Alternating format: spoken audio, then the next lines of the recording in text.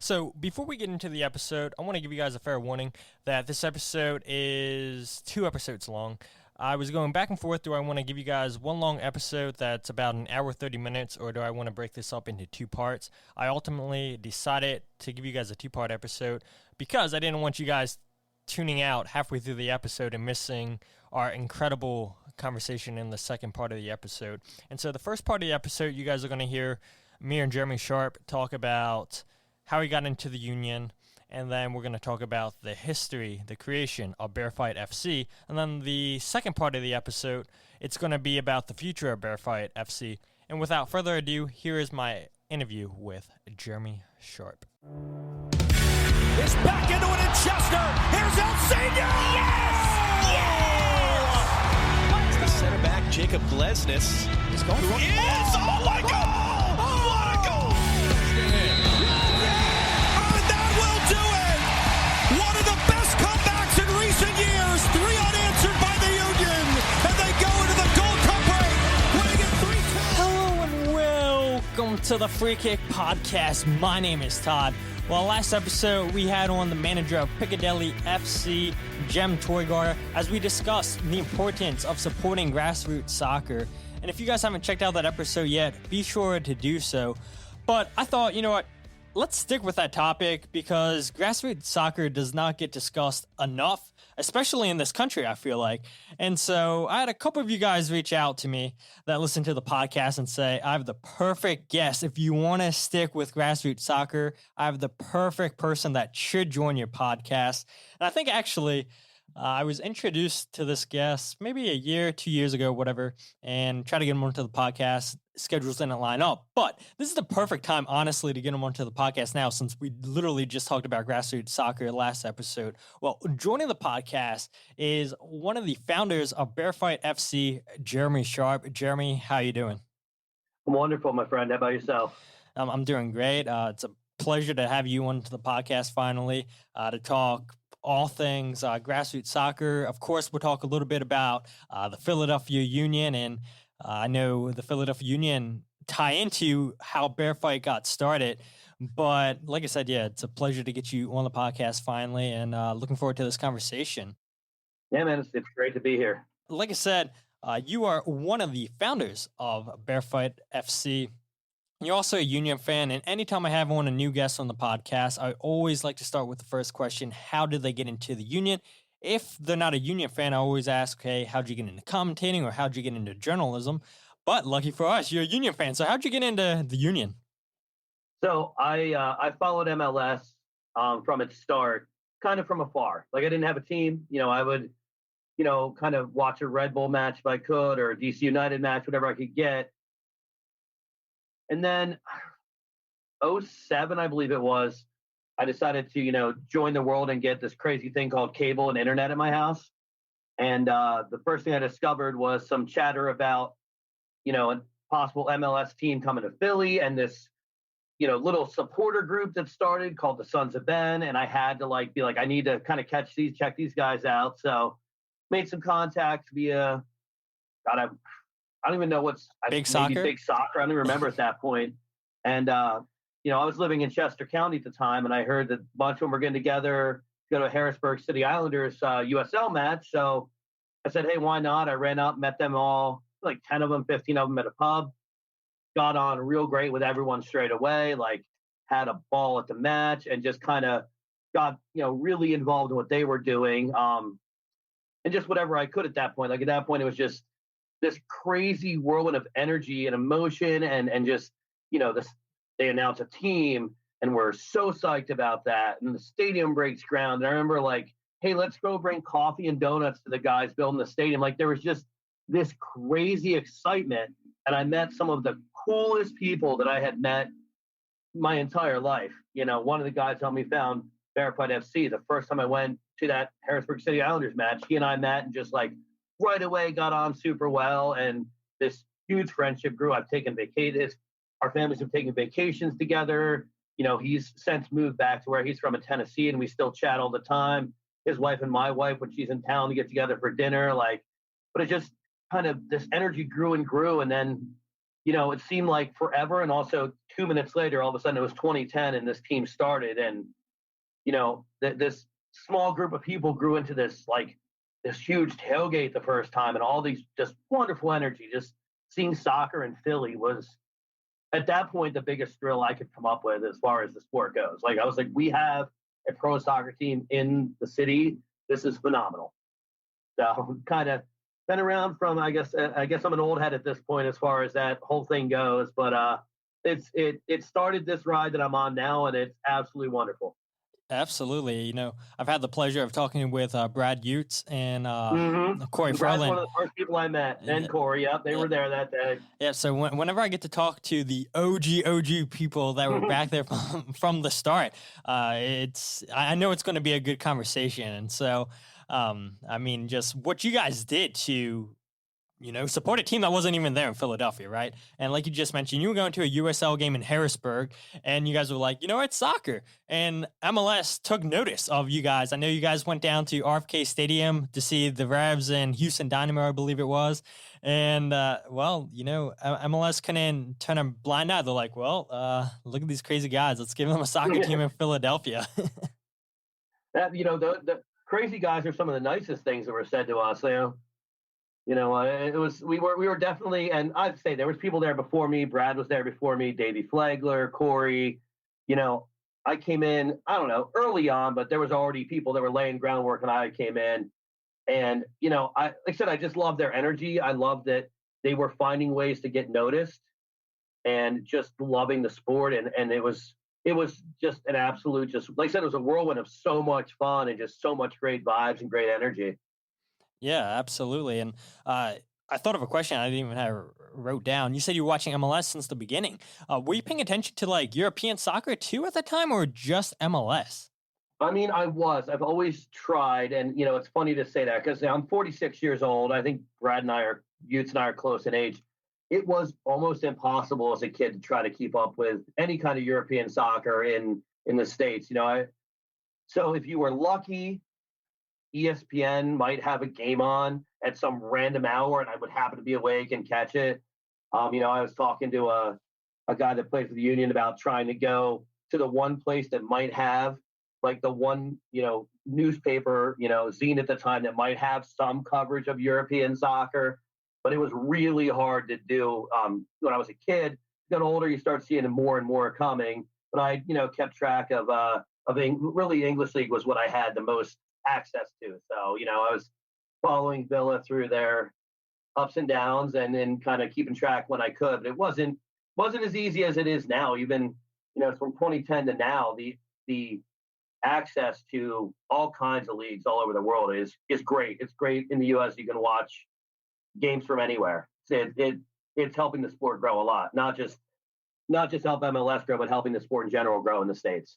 Yeah, it is. And I think now, like you just mentioned, the access that we have to soccer literally everywhere, we love it. But now the talk is, okay, can't there be one app where we don't have to get all these subscription services to watch, okay, let's watch La Liga on ESPN, or now we have to get Apple TV to watch MLS. It's let's get one company that has every single league. Fans would be happy, but unfortunately we know these TV companies, they all want a piece of the cake. So they're all going to be fighting it out for the different rights. But, if somebody could just say, one soccer app for all, we'll be happy there. But the reason I bring that up is because, I always like to look back at my story where I get back into soccer. I get into soccer in 2006, start really paying attention to it, and watching England and Portugal in the World Cup. And that we all know European soccer is the highest level of soccer you can play. And then I was like, let me watch MLS in 2007 when David Beckham comes over. And then I was like, okay, this is terrible compared to Europe. And so I was so used to watching European soccer where I couldn't watch MLS. But then 10 years later, I decided to give MLS a go. But you watched MLS from the start and didn't get put off by that. So I applaud you for that. Listen, I'm not saying it was always the best soccer I could watch, but to have a domestic league, was worth putting some support out. My father grew up in Rochester, New York, and he told me about the Rhinos back in his day and the NASL and watching and going to the stadium because he lived close by.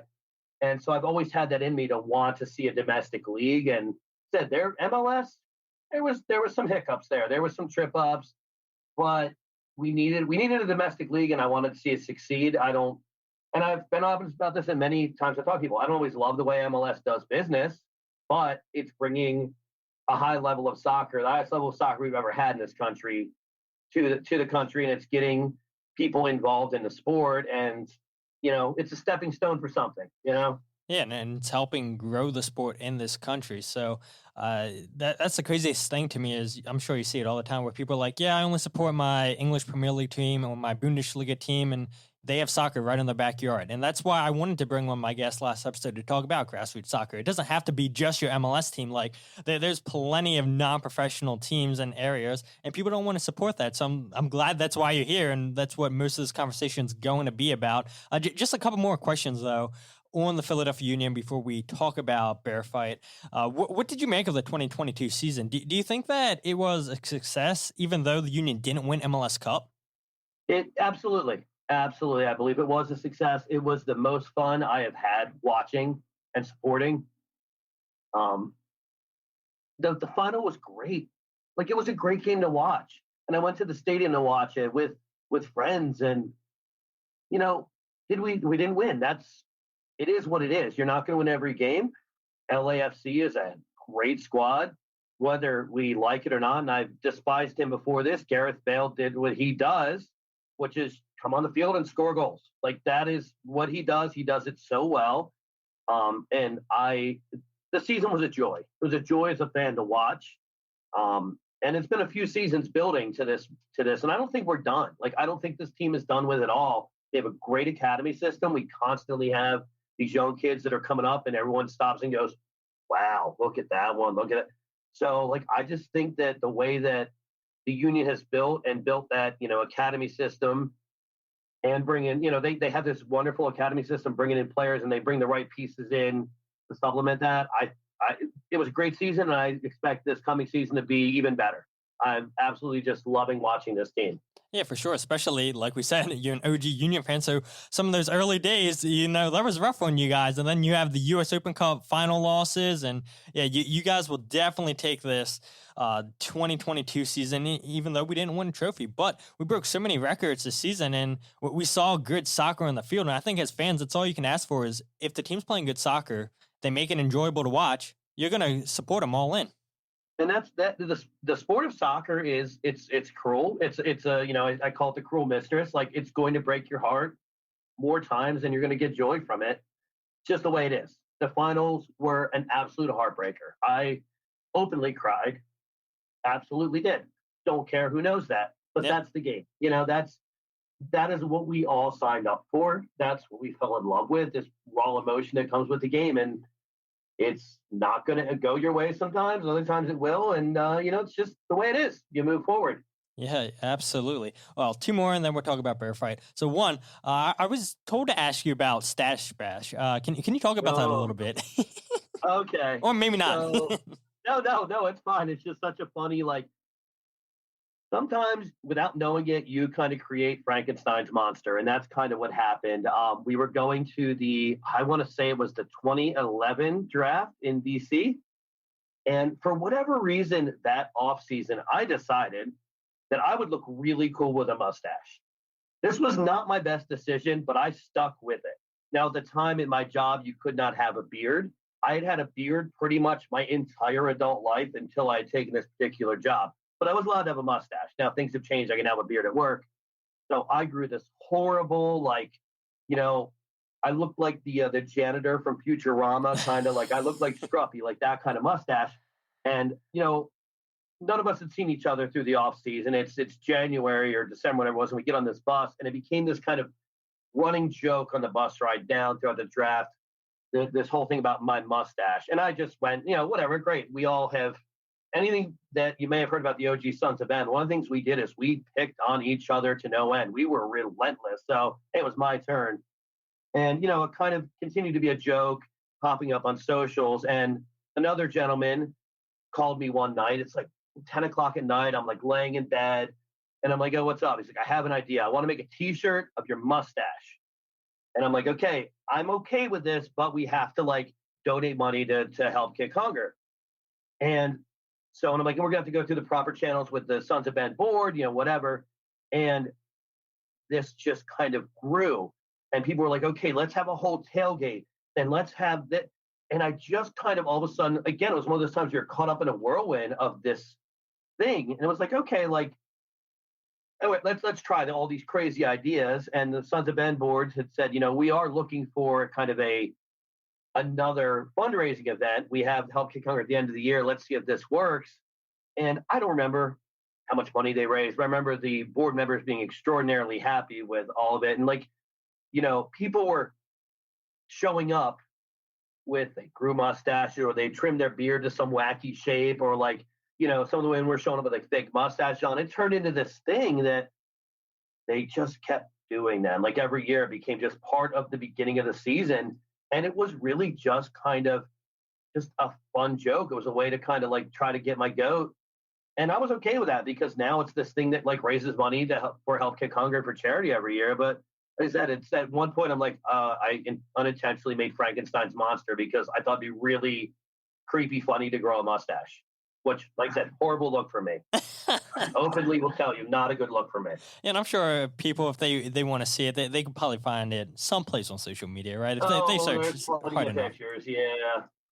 For sure. And the last thing I was asked to ask you about, with it being Christmas time, the holiday season, they told me to bring up Punchy the Bear's Night Before Christmas. So what is that? So the night before Bearfight Christmas. So I want to say once again, it was 2011. It might have been, it's either 2011 or 2012. The core of what was the people that kind of started or launched the Bearfight Brigade, which was this little side supporters group that existed for a few years, was myself, Justin Lee, Wayne Romanowski, Eric Shertz, Bolton. There's a bunch of us. Eric and Wayne we were all super close, but Eric and Wayne spent a lot of time together. And at some point, Eric just decided to let me back up. So through this all, Wayne one day just bought this polar bear suit, and we got him a punk rock vest with the patches and the pins and all, and it just started showing up at tailgates as Punchy the Bear. It was just something that happened. And, Eric thought he needed to write or rewrite The Night Before Christmas about Punchy the Bear sitting at home and being visited by Coach Novak. And, he wrote it and we thought it was really hysterical. And so, Christmas Eve, we're like, okay, we're going to put this in a document and just post it on social media. And it got a great response. Eric was a absolutely hysterical person. And it just became a tradition on every Christmas Eve now. Even after Eric passed, it was passed on to me to be in charge of every Christmas Eve, making sure that we post this on the socials. I know that you had texted me and said, would you read it? I will not read it. Eric wrote it. I don't feel it's right for me to read it. I don't mind posting it, but I just, if anyone ever does get to read it, it's going to be Punchy and it's going to be Eric's son, Gabe, and that's it. If there's ever a video of being read out loud, it'll be those two. It will not be me. I cannot do justice to how well Eric wrote that piece.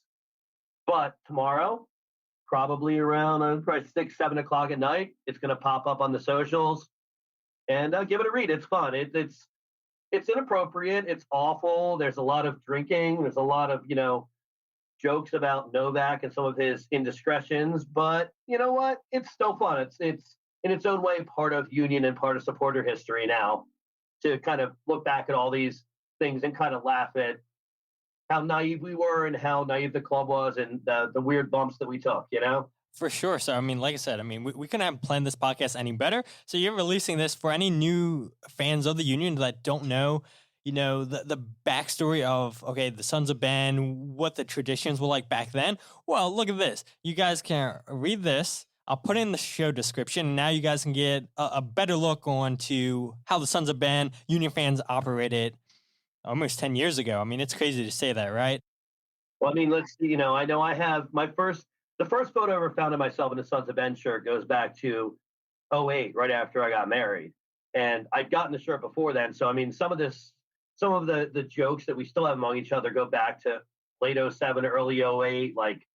I say Bolton. His name is Mark Dunphy. This dude is now like an educator, and I still refer to him as Bolton because when everyone met him, he looked like Bolton from Office Space. So we just decided that was his name. Like some of these jokes, we have to think about why they even exist anymore. I was thinking about some of the OGs today, and leading up to this, and I was thinking about this guy who we called Fishhook.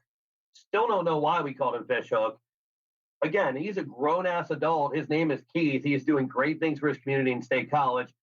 I still think of him and just think Fishhook right away. I couldn't even tell you why that exists anymore, but it is what it is. Like, that's just kind of who we are, or who we were, whatever. Yeah, absolutely. And there's no changing it. Like, be proud of who you were.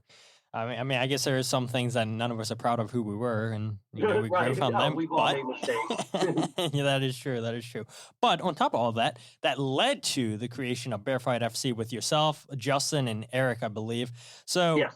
We're going to continue that conversation. I'm going to spend most of the time talking about Bearfight, the future ahead for the club.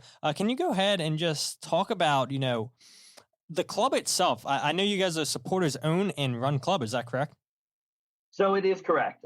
Like I told you, or tell people before, right now that we've suspended operations as we're kind of getting ready to relaunch. We're probably, geographically moving locations, but so I'll back up to the start. The start of this, so we had this little side supporter group, Bearfight Brigade, and one of the things, so that was also, once again, myself, Justin Lee, Wayne Romanowski, Eric Shertz, Mark Dunphy, and the kind of the three in the middle of it all were myself, Justin, and Eric, and Wayne, and then Eric kind of on the side. And we were very brash. We're still very brash people. You'd meet any one of us, and we're kind of people just say what's on our minds. And we were always from the start, even before there was like the Bearfight Brigade, but just as fans, we were not apologetic about how we felt. If we saw, like, I remember the Novak hiring being a thing right away, that like Wayne Romanowski, who had even more of a history of following soccer than I did, was very critical right away. When the 2010, when you saw this kind of, it was fun to watch, but you're watching, this style of play where like literally everyone but our two center backs were constantly pressing forward. They were getting scored upon all the time because these two poor gentlemen are left out on an island all the time. And we were always kind of like, I don't want to say we're being like, oh, the Union are terrible. It's like, we hired this top level coach and this is the play we're seeing. Or like, Chris Seitz in net, who we all thought was going to be great. He struggled, and who knows why it happened. But I felt like, we all kind of felt like they were constantly putting him in a situation where he's going to fail because you could tell there was something wrong in whether it was in his mechanics or in the way he was thinking through the game. So we were always very open about that. And, 2011 is when the brigade really kind of took hold. And we weren't afraid to express our opinions, whether it was individually or in the group. And, one night we're sitting around, myself and Justin are sitting around Stoney's Pub in Wilmington, absolutely our favorite pub. We always called it like that was our home pub. And I don't remember what match it was after. It was one of those where you're just 2011, they looked awful. And one of us got on the brigade social, and we're kind of being very open about that. And someone replied to us, hey, if you guys think you're so smart, start your own soccer club. And literally, like, both holding a pint, Justin and I read it, looked at each other and went, why not? Like, why don't we do this? We don't really know what we're doing. Like, neither of us had run a soccer club. We had no startup capital at all. Like, we were just like two idiots with an idea. And like, okay, let's call Eric. Called Eric. He's like, oh, I'm in. Like, let's figure this out. And myself and Justin, at this point, like, we both grew up in the punk rock scene. So there was, the DIY thing was something we were used to. Like, okay, we're going to make this happen somehow. And we started kind of talking about how we're going to do this. And the one thing that kept popping up was these, member-supported clubs in Europe. That there are some that are fully member-owned. You're looking at, Dublin Bohemians being a member-owned club, or FC United of Manchester, Clapton. And we're like, we should try to do that. Like, this is what, and at that point, there wasn't anything really in the States. Like, Nashville FC, which is now what is Nashville FC, through some interesting business deals that kind of put the supporter ownership out of business. They hadn't even started yet. So we're like, okay, like, again, don't know what we're doing. Never done this before. Crazy idea. And, so we're like, okay, we're going to try to plan this. And we're talking about it. And we're like, okay, what do we call this thing? What do we call this club? And, we're going through, and some of the names he came up with were hysterical because we thought it'd be funny to kind of, riff on all of these opportunities MLS had to have its own identity in early days, but then decided to just take like European names and stick them on there. So all of a sudden there's like Real Salt Lake and DC United. So at one point, I think we're going to call it Wilmington FC United Real Dynamo. Like we just had this like, and it was just, here's like myself, Eric, Bolton, Justin, and Wayne just cracking ourselves up with these long, crazy, absurd names. And someone just said, why don't we just call it Bearfight FC? We already have this Bearfight thing. Let's just go with it. So we decided, why don't we do that? Called up Jesse Lorenz, who is a phenomenal graphic designer. I mean, to the point that we were like, we kind of came up with an idea of what we wanted a logo to look like. None of us are artists. So I'm like, all right, Jesse, we're trying to do this and this and this and these color schemes and make it kind of look like this thing. And I'm giving them I think they're great descriptions. Looking back, they're probably the worst thing ever. And a few days later, he sends us this email, and we're like, that's exactly what we just wanted. Like, so we just decided to go with it. And we decided the only way we knew how to do it as, like, once again, guys that came up with, like, the DIY punk rock scene is we were going to have a party at Stoney's. We weren't going to tell anybody why. We're just like, August 15th, come to the pub. We're going to do this cool thing. Show up. And we just were like, all right, we're starting a soccer club. Who wants in? Like, we're going to try to run this member support thing. We don't know what we're doing. Oh, by the way, we don't have players yet. Not sure where we're playing. Coach? Oh, no, we haven't gotten that yet. Like, we made that announcement in August, and in September, we put a team on a field in a local league, and it was in PA because we couldn't find like a good local league in Delaware. There's some now, but at the time it didn't really exist. So we just threw 13 guys, 2 of which had never played organized soccer before. A coach that was a guy that came to try out, knowing that he probably didn't have the skill set, but as we're running these tryouts and running drills, as we're watching, he's directing people through drills, and we're like, Brian, you're a hell of a guy.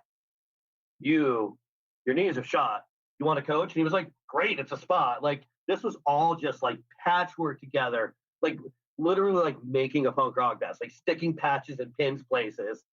But you know what? That was 2013, and somehow we're still operating through this very same model. It's not always been easy, and we've made some mistakes, and I've made most of those mistakes, but we're still here and we're still fighting our way through, Yeah, absolutely. All because it took one smartass to say, well, if you think you're so good, create a soccer club. Well, look at us. We're 10 years in and we're still a soccer club. We're still here somehow, I know. It's crazy, right? And time flies by. And, I can relate on you, too, with, like, the whole logo thing. Like, I sucked at the description, but I'm like, okay, I think this is the best description I can give for the podcast logo. I sent to this guy, and he comes up with it. And I was like, yeah, this is exactly what I'm looking for. And it is funny how those conversations, happen. And, it's like, yeah, looking back, I sucked at this description. But I guess that's why these graphic designers are so good at their job where, okay, they're taking the most basic information and they're creating the most beautiful thing. And you're like, yeah, that's exactly what I envisioned.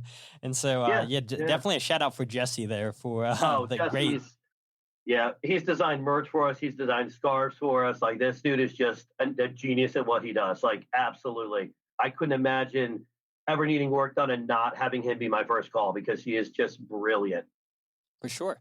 And again, for people that don't know what Bearfight is, I'll leave all the links in the description so you guys can look and see what we're talking about since this is audio only. But, so Bearfight Brigade, that was named after a drink? It was. Oh, boy. I knew this was going to happen. I should have just gotten this out of the way. So I'm going to back up on that before I get into that. At one point in first launching Bearfight FC, we got this question a lot of, like, where'd the name come from? And at one point, Justin and I had a plan to come up with a different story every time and see how long it would take people to catch up. Like, at one point, we decided that we stole it from an underground Russian socialist collective rebellion. We had all these crazy stories, but we couldn't keep them straight in our heads enough to tell them all. So the story is preseason 2010, Union were playing, was that North Carolina State or University of North Carolina for a preseason game. bunch of guys went down to see it. This guy, Davey Flagler, absolute legend. Him and a couple other guys go out one night to a local bar and just start chatting with people. And these kids are like, "Have you ever done a bear fight?" He's like, "No." He's like, "Oh, it's this, you get like a car bomb and a Jaeger bomb, and you drink the one and drink the other, and then wait, because after like half an hour, it's going to feel like there's these two bears like fighting in your stomach." So he and a couple others did it, and it came back with us to Philly. So, a couple of us would get together before every home match and like mix these drinks up and do it. And it started out with like myself and Justin and Davey in like a little like, zipper cooler with like a couple cans of stuff. And then like other people were just starting to show up before matches with us and bringing stuff. And then sometime in the middle of like 2011, all of a sudden we've got folding tables set up and like people are like just piling like Jägermeister and Irish whiskey and Guinness and plastic shot cups and plastic pint cups. And we're just, this thing again just happened because I think, and people say like, well, of course there's alcohol, and they're not wrong, but it wasn't just about that. It was just this energy, this fun that we were just having. We were again just loving that we had not just this team, but this soccer community, the supporter community there. And we were just trying to have the most fun we could have when we were all together. Like we all became family so quickly. And this thing just grew, and it kind of grew into its own little supporter group based on a couple of us are drunken tomfoolery and bringing that tomfoolery back from North Carolina. But it became a way to, not just the drink, but the group became a way to unify people and bring new fans in and bring people into the experience of soccer. Like it turned into a point where like there were people showing up before the match to like watch us do our thing. And they were like dudes that didn't drink. They were like straight edge folks there. There was all kinds of just like, it became this, not just a soccer thing, but this mix of people and all kinds of their experiences just coming together just to enjoy being around other people that were just trying to have fun in life. We didn't care about whether or not you drank or didn't drink or whatever. Like basically it was like, hey, you support the union, great, hang out with us. So it became a thing. For a couple of years, it was the most fun I could have in my life. Like it was absolutely like sometimes debaucherous to a point of like my poor wife. I felt bad for her. Justin and I joke about sometimes looking back at some of the stuff we did and went, how did we survive? Like at one point, there was an entire Bearfight tournament. We were at 4 different bars in 3 states with 64 competitors, and we set up like an NCAA basketball bracket. Like, what were we thinking? But people were having a good time. We were making sure no one was driving drunk. But it became this thing that wasn't just about soccer. It became about just this culture and this family. And, that same energy is what we wanted to put right into Bearfight FC, that like it's not about just soccer, and it's not about a soccer club. It's a way for everyone to feel like they're involved in something real. They're involved in this big extended family, this island of misfit toys. And it's an energy that I'm so proud to continue to carry every year with Bearfight FC. And, like I said, Justin has moved away, and unfortunately Eric passed, the first year that Bearfight FC existed, and, things changed, but I love still trying to carry that energy every day and seeing new folks getting involved. Sarah and Michael Fraser came in to Bearfight FC and started helping out, and they carry that same energy of family. Eric's son Gabe is heavily involved. So this idea of like really connecting people to this sport in a way that's different than like buying a ticket and going to a game, where it's that thing that you hear about in England in non-league soccer, where like you hear about a dude walking down the road and like gets picked up, hey, you need a ride. It's like the club manager, or like, I went to, and this is a Premier League, but I went to see Dublin Bows, and like after the game, like their advertising signs were just metal, just on the track. We were standing there, and the players were just like walking up, talking like they just know all these guys. Like it's that experience that we want to try to recreate in the States, where it's not this corporate club and we're just buying a ticket. And yeah, we're supporting these guys, and yeah, they love that we're there, but I want people to feel like it's not the club they watch, it is their club, that they're just as much a part of it as the the manager, as myself, as a player, as everybody else, and that they get to have the same ability to have a say in it and to have a discussion with any one of us about what they see the future being. That is my goal with this. And so we hit a few bumps in the road, but I'm continuing to like try to build that thing. And like I said, I got a great support staff in Sarah and Michael and Gabe, and my wife, who she must be a saint to put up with what she puts up with. And some of my players that have been around since day one, Ale Medina's been with me since day one. Like, they get the energy, they get what we're trying to do, and they keep fighting with us to build this. And I know it's that bumps in the roads, rebuilds, whatever, it is going to come together. Yeah, absolutely. I mean, like we said, going on 10 years, you can't take away that history right there. I mean, like we mentioned, somebody joked with you, start your own soccer club, and you just laid it out beautifully right there for listeners who weren't sure what Bearfight is, and we're going to continue this conversation. I do want to go back to something that you said, though, about you guys having those Bearfight tournaments, because I literally got sent your YouTube page today. I only told a select few people who was going to be on the podcast, and so one of the people I told, they sent me the link to your YouTube page, and I was like, these guys are reckless. Like, the promos you shot for in this tournament were epic. Like, you guys were all in, like you said, with the NCAA tournament. You had your New Jersey region, you had your Philadelphia, you had your Delaware. Like, you guys are all in on this tournament.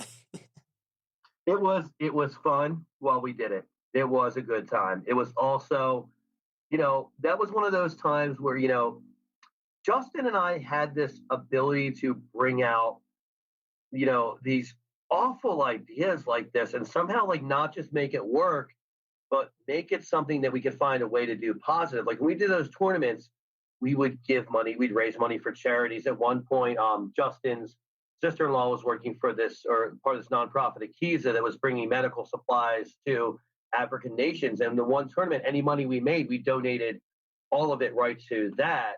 The one year, I want to say it was Camden Soccer Club, Barry Evans was involved with, and they had like their nets and parts of their goal frames like stolen off their property. So we like did money there. We're just like, here, just take this and go with it, And one year oddly enough, we had not really sure what we were going to do with this money, and one of our people had a accident on their scooter and broke their collarbone, and was a I guess a freelance worker, so he didn't have proper insurance, so that money just went right to like, hey, we don't know how far this will get you, but here's money for part of your medical bills. Like, people are like, well, what do you guys have then for the brigade or for FC? And I was like, it doesn't matter, because one of our people needed help. So, Justin used to always say, and I say it now too, there's always money to be made if you're willing to do the work to get there. So, like, not to say that we're just disregard our money, but same time, there's always, if you're willing to hustle enough, there's more money out there to be made, so it was reckless and it was dumb. And I can't imagine, I've watched some of those videos and I go, oh my goodness, like, how did we even survive? What were we thinking? But it was fun. And it kind of built the lore a little bit of who we were as this club, of like, we kind of would say, look at these two idiots who are idiots that are really good at paperwork and just really good at figuring out how to get shit done. And that was kind of the joke. There's the three of us, myself, Wayne, and Justin from the start, and then Eric. Eric, if you needed paperwork done, he was the man to go to. Then anything else, so we called Justin the get shit done guy. You'd come up with some crazy, like, oh my God, we need whatever, and he'd be like, cool, it's done. Here. I'm the loudmouth, and I know that. I'm really the person who just like promos and tries to like make it sound fun. And then Wayne is always going to be the wild card. We always joked about Wayne being Charlie and Always Sunny when they're driving the van. He's like, touch brake cord, wild card, and just rolled out the back. Like, that's Wayne. I don't think Wayne knows what Wayne's going to say half the time, but that's what makes him fun. That's what makes this whole thing, that energy so good. Is like, we got each other. We let each other be who we were. We encouraged that kind of thing. And it kind of was the reason that Bearfight FC could have ever launched, is that had this group of people that just really, really just encouraged each other to have crazy ideas and just said, okay, like, let's see if we can pull this off. And if we don't, who cares? I've failed a million times in life. I'm going to fail a million times more. That's part of life. Learn a lesson and move on to the next thing, just move on to the next success. Yep, absolutely. I couldn't agree with you anymore. But we couldn't not talk about this guy, Eric Shertz. You mentioned him a couple times, and I've heard so many stories from Union fans about Eric and all the knowledge and love he had for MLS and soccer in general. And one thing that touched me that people always tell me about is Eric was from Elkton, Maryland, I believe it was, and all my listeners know I'm from Maryland. And so anytime that I know people are Union fans that are from Maryland, or maybe they moved out of Maryland but they're still Union fans, I feel that connection right away. And like it sucks that I hear all these old stories and everything of how you guys were back in the day, Union fans and everything. I'm like, man, I wish I was around from the beginning with all these crazy stories, and you guys are hearing some of these stories right here. But the one person that I wish I could have met was Eric, and just the love that he had for MLS, for the Union, but local soccer. Like you don't get that in many people. Yeah. And yeah, it's great hearing these stories from people, but it's like, man, like, don't to get the opportunity to meet him once. Like it would be fantastic. Eric was one in a million. And give me a sec. It was funny as you said it, bro. Like I don't think I've ever talked about Eric without shedding tears, and it happened right away. He was just when you were the new person going to a tailgate, showing up at a Sons of Men event, Eric was that dude that like right away walked up and introduced himself and said hi and like, who are you? Jump on in. Like we have food here, we have beer, we have this, we have that. And yes, Eric had a huge love for the Union and for the Sons of Ben. And Eric's son Gabe played soccer. And, I can talk about all the love Eric had for the Sons of Ben, for the Union, for Bearfight FC.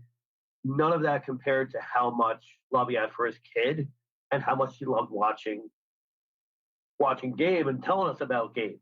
Like that was more so than anything in the world to him. I always tell people I was lucky enough to have a few years of life to just hang out with Eric and to see that positivity all the time.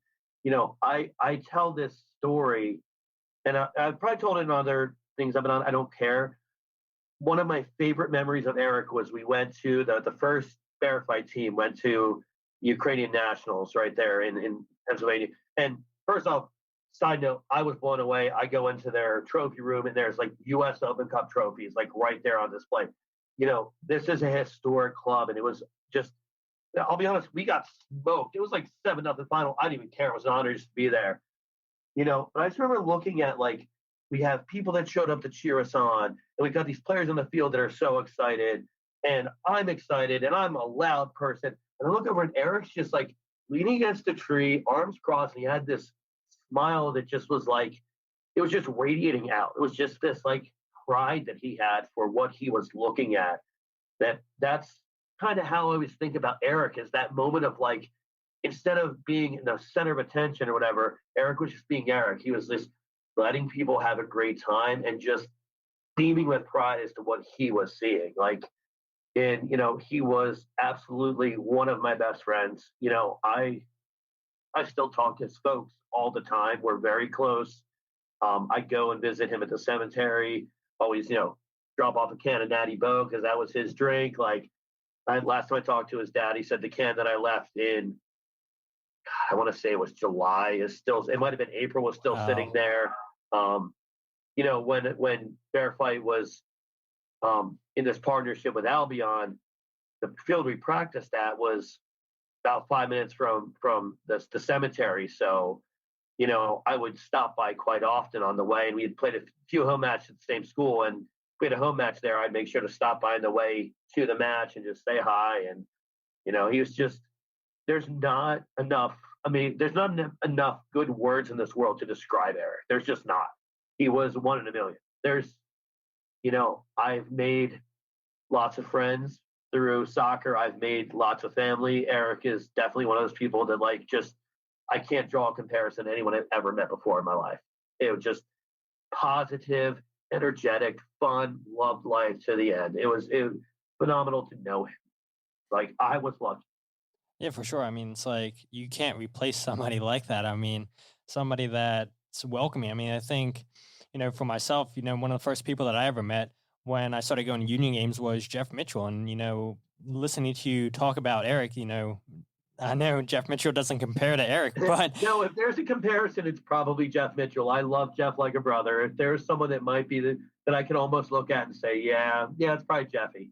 Absolutely. Talk about a guy building grassroots soccer there in Roxborough too. Like what he's doing there is just second to none. Like that dude, I'm in awe of Jeff Mitchell all the time with the amount of energy he has to just keep chugging forward with that. Like just as a fan, as a person, as a dude building his own grassroots organization there for kids to play soccer in Roxborough. Like that dude's a legend.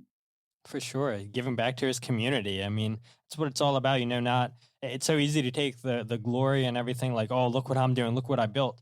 But to sit back and, just watch it blossom and say, I'm not going to take any of this credit. I'm just going to let everybody else just enjoy what I came up with. And it sucks not having Eric here and everything. But yeah, I was going to say, I mean, Jeff Mitchell, I mean, always makes me feel welcomed and everything. And just, I know he's going to listen to this episode and everything. And Jeff, I didn't include you just to boost your ego, even though you probably don't think that. But it's like, all the time, every time I post a new episode, first person always retweets something like that. That means so much. And it's like, he's always wanting to support people.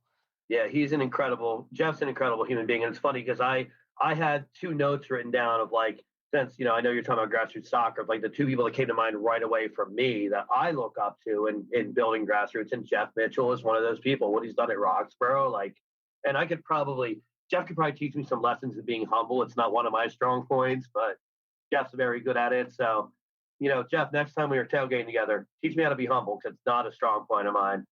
I always look at him and party at Kensington United right there in Philly. Like it's another one where like I'm humble.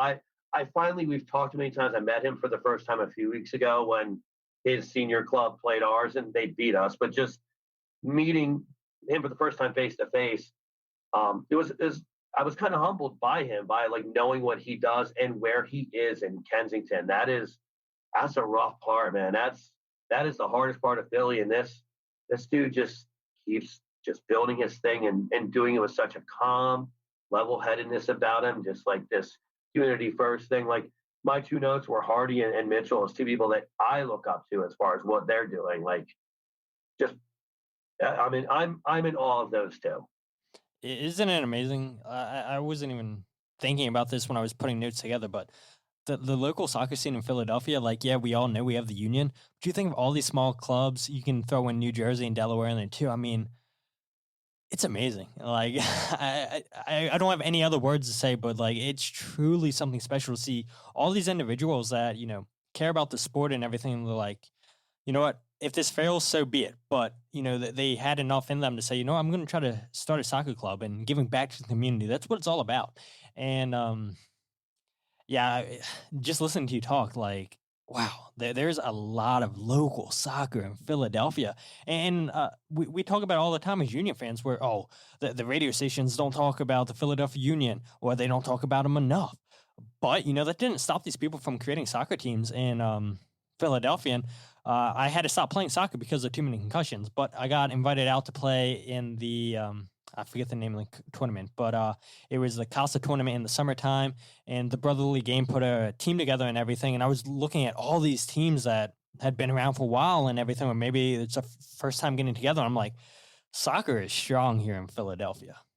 Yeah. Oh, absolutely. And it's in a lot of parts of the city. Like you can look at and I never knew how to pronounce his last name, so I'm not going to try. But Paul at Junior Lone Star, what he's done there in Philadelphia, building a community team that was a place for, it was even a different kind of thing because here he was, in Upper Darby, and a lot of these immigrants coming there and looking for something to call theirs. So Paul starts a soccer club, and now he's got a USL2 team, a UPSL team there, an NPSL team, youth levels. Like now he's been around long enough we kind of forget that was or is a grassroots organization, but that was one dude looking at his community and saying, what's going to help a soccer team that they can identify with. Like as these people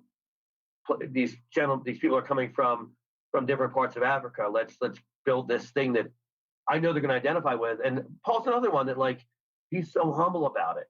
And that organization's so big now that we forget that at one point he was just a tiny organization in Upper Darby, and there was probably people rolling their eyes and saying like this isn't going to work or this won't last. And we have those little, and just youth soccer alone. Yes, there's youth soccer everywhere, but to see these clubs popping up that are not just driven by like, hey, let's have a youth soccer team, we're going to make some money, whatever. They seem to be really, there's clubs really looking at player development first, and that is really what grassroots soccer is. Isn't just like, hey, the soccer team, but like, hey, let's get this grassroots program. Let's get these programs that as many people as we can afford to come into and have an experience. And it doesn't, maybe they only play 1 year, maybe they play their whole lives, but the fact those opportunities are there and that people are finding ways to open this game up to a greater part of our youth population, making it affordable while still providing great training, like that's